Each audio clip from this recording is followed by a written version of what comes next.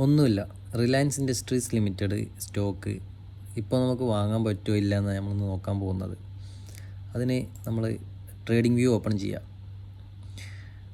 Trading വ്യൂവിൽ Reliance industries ഒന്ന് search ചെയ്യാം. റിലയൻസ് ഇൻഡസ്ട്രീസ് ഓപ്പൺ ചെയ്തു. ഇപ്പോൾ നമുക്ക് ഒരു ചാർട്ട് കാണാം. ഇതിൽ ഞാൻ അങ്ങനെ നോക്കുമ്പോൾ നമുക്കൊരു പാറ്റേൺ കാണാം. ഇത് ഇവിടുന്ന് മുകളിലോട്ട് ഇങ്ങനെ പോകുന്നുണ്ടല്ലോ. നമുക്കൊരു ഏകദേശം ഒരു പാറ്റേൺ കാണാൻ പറ്റും. ഇപ്പോൾ ഞാനൊരു കുറച്ച് ഒരു ലൈന് വരയ്ക്കാൻ പോവാണ് ഇവിടുന്ന് ഇങ്ങോട്ട്.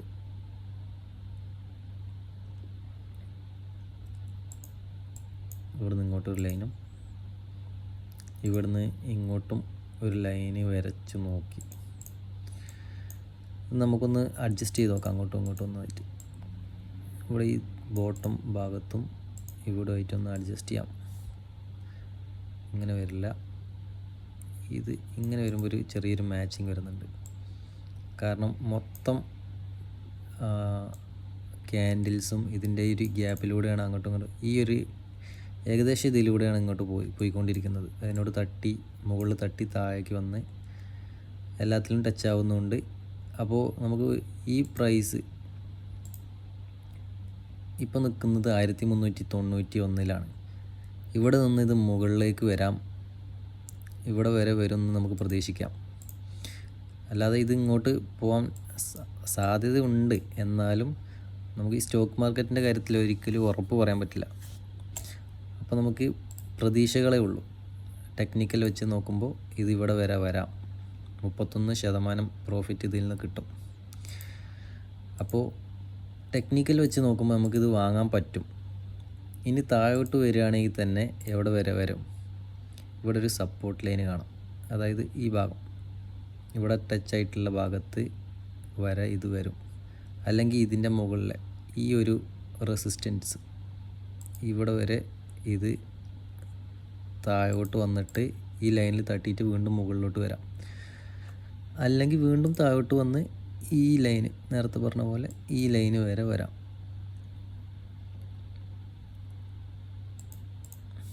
അപ്പോൾ ഇവിടെ നമുക്ക് സ്റ്റോപ്പ് ലോസ് വയ്ക്കാം. പിന്നെ കമ്പനിയുടെ സ്ട്രെങ്ത് അനുസരിച്ചിട്ട് നമുക്ക് ഇവിടെയും സ്റ്റോപ്പ് ലോസ് വയ്ക്കാം. ഓരോരുത്തരുടെ റിസ്ക് അനുസരിച്ചിട്ട് നമുക്ക് സ്റ്റോപ്പ് ലോസ് വയ്ക്കാം. പക്ഷേ റിലയൻസ് എന്ന് പറഞ്ഞ കമ്പനി നമുക്കറിയാം, പെട്രോളിയം റിഫൈനറികളുള്ള വലിയ കമ്പനിയാണ്. അപ്പോൾ നമുക്ക് വിശ്വാസമുണ്ട്. നമുക്ക് ഇവിടെ എത്തിയാലും നമുക്ക് ഇവിടെ നിന്നും ബൈ ചെയ്യാം, ഇവിടെ നിന്നാണെങ്കിലും ബൈ ചെയ്യാം.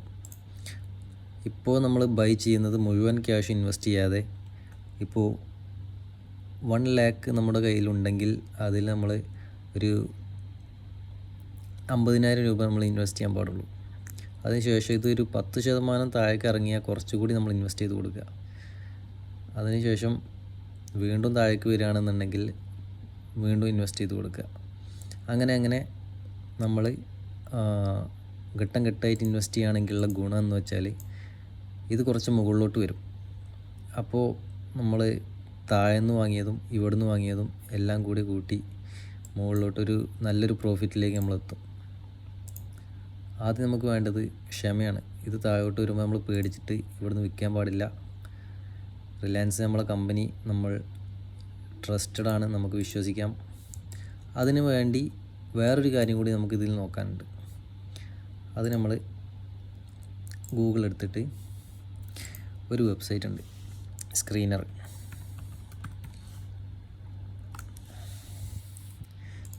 എടുത്തിട്ട് ഇതിൽ നമ്മൾ റിലയൻസ് എന്ന് ടൈപ്പ് ചെയ്തു. അപ്പോൾ ഇവിടെ താഴോട്ട് പോയി കഴിഞ്ഞാൽ ഇവിടെ ഒന്നും കൊടുത്തിട്ടില്ല. കാരണം കമ്പനിക്ക് നല്ല കാര്യങ്ങളൊന്നും കാണുന്നില്ല എന്നാണ് ഈ വെബ്സൈറ്റ് പറയുന്നത്. വെബ്സൈറ്റ് ഓട്ടോമാറ്റിക് ആയിട്ട് സെർച്ച് ചെയ്ത് കണ്ടുപിടിക്കുന്ന കാര്യങ്ങളാണിതെല്ലാം. ഇതിൽ പോയി കഴിഞ്ഞാൽ പ്രോഫിറ്റ് ആൻഡ് ലോസ് എന്ന ഭാഗത്ത് ഇവിടെ നെറ്റ് പ്രോഫിറ്റ് നമുക്ക് കാണാം. ഇവിടെ വർഷങ്ങൾ കാണാം. 2014 മുതലുള്ള കാര്യങ്ങൾ ഇതിലുണ്ട്. 22,000, 23,000, 29 അങ്ങനെ കൂടി വരുന്നുണ്ട്. ഇപ്പോൾ ഇത് നിൽക്കുന്നത് 94,000-ലാണ്.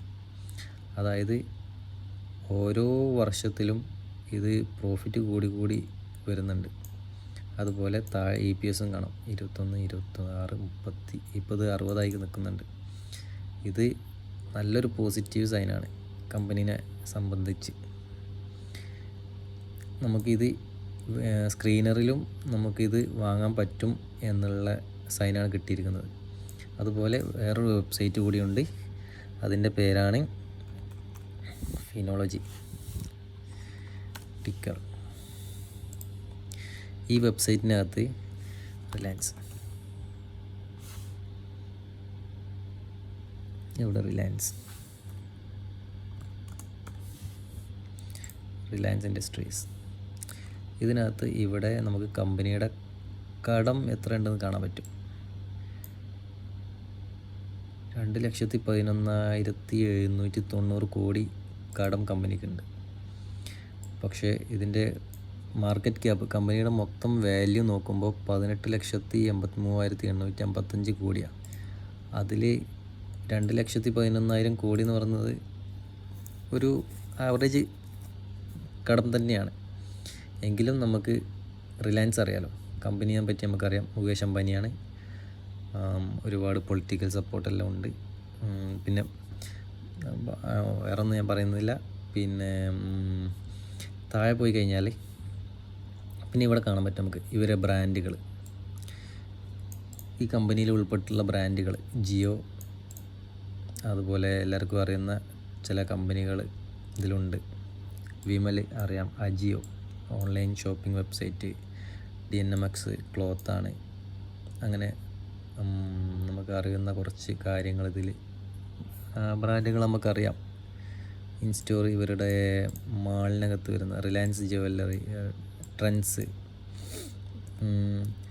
നെറ്റ് പ്ലേ, ഇതെല്ലാം ഈ റിലയൻസിൻ്റെ കീഴിൽ വരുന്ന ബ്രാൻഡുകളാണ്, സബ് ബ്രാൻഡുകൾ.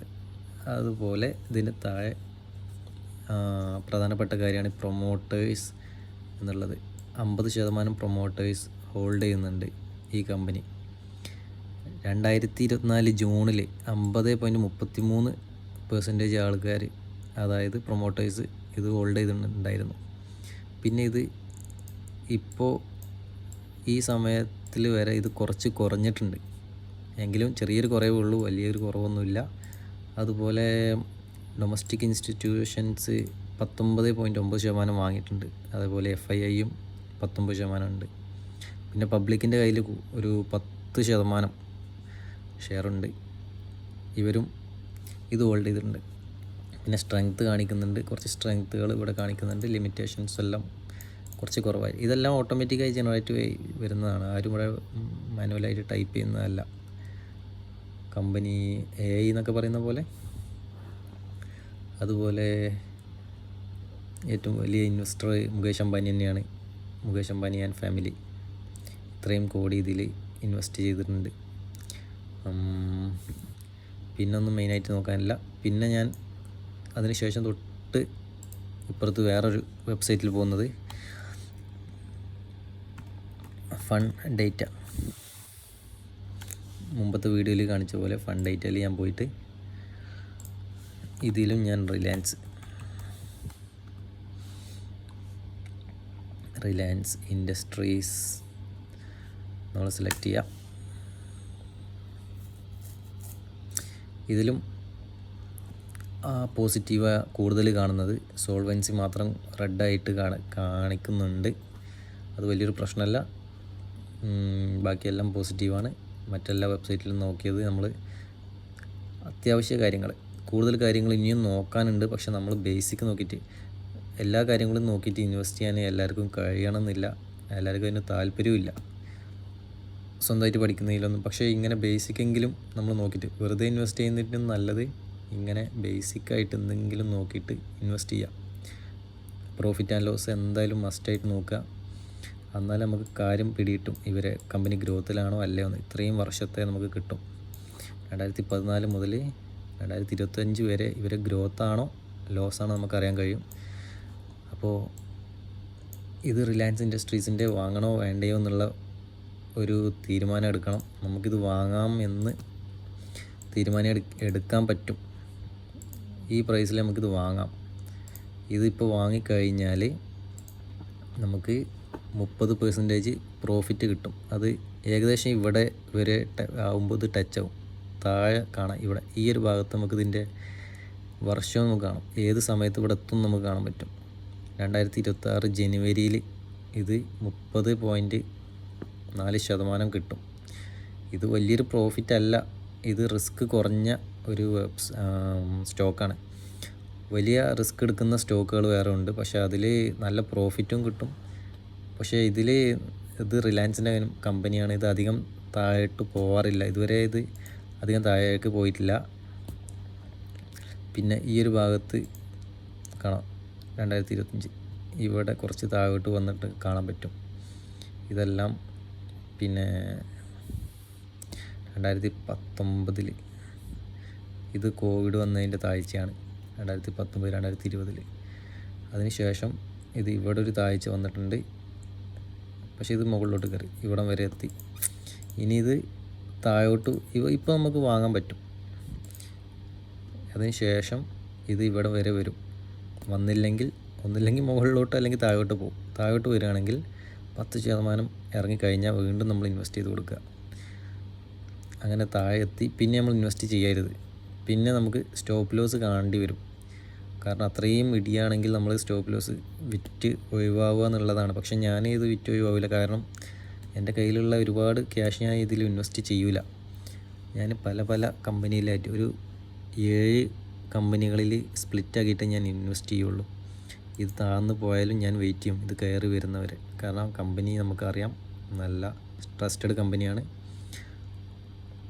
അതുകൊണ്ട് ഇത് ഇവിടെ നിന്ന് വിൽക്കാതെ മുകളിൽ വരുത്തുന്നവരെ. ഇനി ഇവിടെ വരെ എത്തി കുറച്ച് കാലം കഴിഞ്ഞിട്ടാണ് മുകളിലെത്തുന്നുണ്ടെങ്കിലും അത് കൂടുതൽ പ്രോഫിറ്റ് നമുക്ക് കിട്ടും. കാരണം സമയം പോകുന്നതിനനുസരിച്ച് ഇത് ഇവിടെ ഈ ലൈനിൽ എന്തായാലും തിരിച്ചു വരും. അപ്പോൾ നമുക്ക് 90% പ്രോഫിറ്റ് കാണാൻ പറ്റും. 86 ഏകദേശം ആണ് ഞാൻ പറയുന്നത്. അപ്പോൾ ഇപ്പോൾ ഈ സമയത്ത് മുകളിലോട്ട് വരികയാണെങ്കിൽ നമുക്ക് കിട്ടുന്ന പ്രോഫിറ്റാണ് 25%.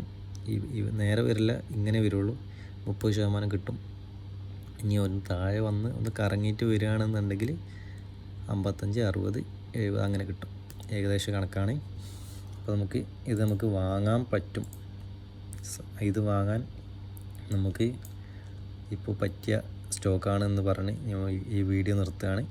പിന്നെ ഞാൻ സെബി അപ്രൂവ്ഡ് അനലിസ്റ്റ് ഒന്നുമല്ല. അതുകൊണ്ട് നിങ്ങളുടെ റിസ്കിൽ മാത്രമേ ഇത് വാങ്ങാവൂ. ഈ കാര്യങ്ങളൊക്കെ നിങ്ങൾ നോക്കിയിട്ട് ഇത് നിങ്ങളുടെ റിസ്കിൽ മാത്രം ചെയ്യുക.